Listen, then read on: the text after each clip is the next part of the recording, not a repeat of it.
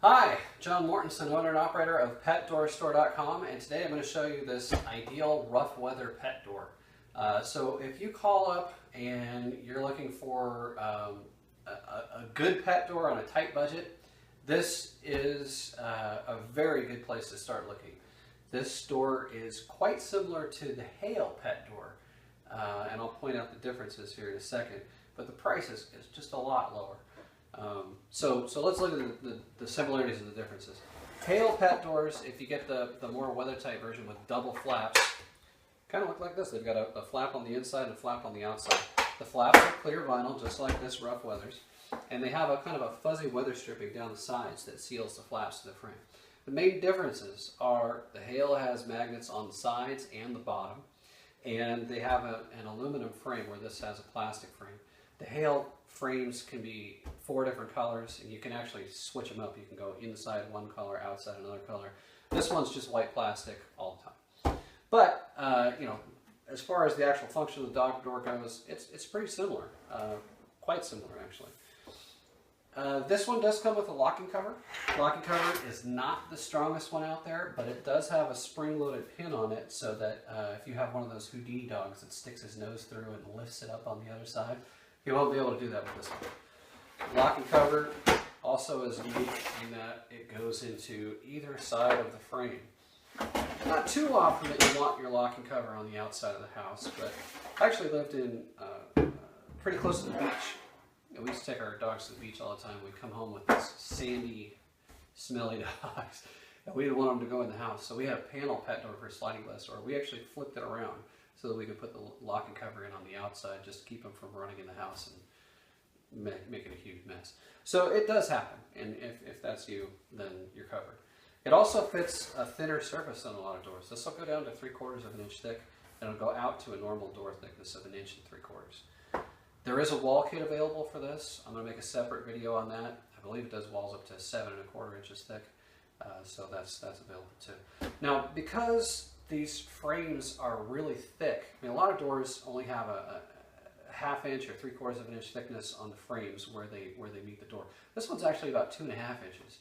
So it actually, because of that, it actually adds a lot of thickness and a lot of space between the two flaps. If you install this in an 1 3/4 door, you get about 6 3/4 between the flaps. And that's a good thing. That gives you more insulating dead air space between the flaps and makes it more weather tight.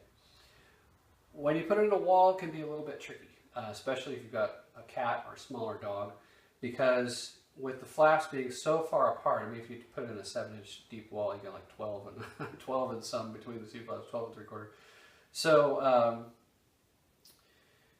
what you want is you want your pet to be able to stand up within the height of the flap here. If they're smaller, if they're bigger, they can take, I mean, a lab-sized dog or bigger, they can pick up their feet on the inside, step through 12 inches, and put their feet down on the outside. A little guy or little girl isn't going to be able to do that, so that's when you want them to be able to stand comfortably within the height of the flap here, and that's important because of the added depth that you get with this particular one. This does come in 4 sizes. Your small does dogs up to about 20 pounds or so. 5 inches wide, 9 3/4 on the flap on the small.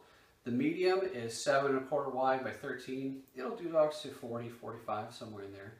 This is not a large. This isn't what they call an extra large. There is no large for the Ideal company. I'm not sure exactly why that is. They used to have a large, but they discontinued it a while ago. So their extra large is about the same as everybody else's large. This one is 9 3/4 wide by 17 tall. And this will do your 90-pound labs, most of your German Shepherds, that sort of thing. If you have a really big German Shepherd or lab, you might need to go to the extra large, which is pretty gargantuan. I'm sorry, the super large, I should say. The super large is 15 inches wide by 23.5 tall. So that'll fit a 200-pound dog. And you may be thinking, okay, well, I've got a 180-pound Newfoundland and he's 30 inches tall. How is he going to fit through a 23-inch tall flap? Well, the thing is, you don't mount the pet door right on the ground. You pick it up 7 or 8 inches, and that way you get 30, 31 inches to the top of the flap. Your dog is always going to bend their head down and pick the flap up with their nose. So what you really want is you want their torso to go through the hole without them having to crouch or jump. and that's how you make a smaller door fit a bigger pet. And that, you know, that's universal advice that goes for any one of these doors. But that's how you would get a 200-pound dog through a 23-inch tall flap.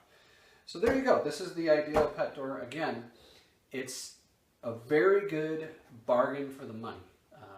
I have more weather-tight pet doors if you need the most weather-tight, but this is a very good place to start if you want something weather-tight and you don't want to spend huge amounts of money on your pet door.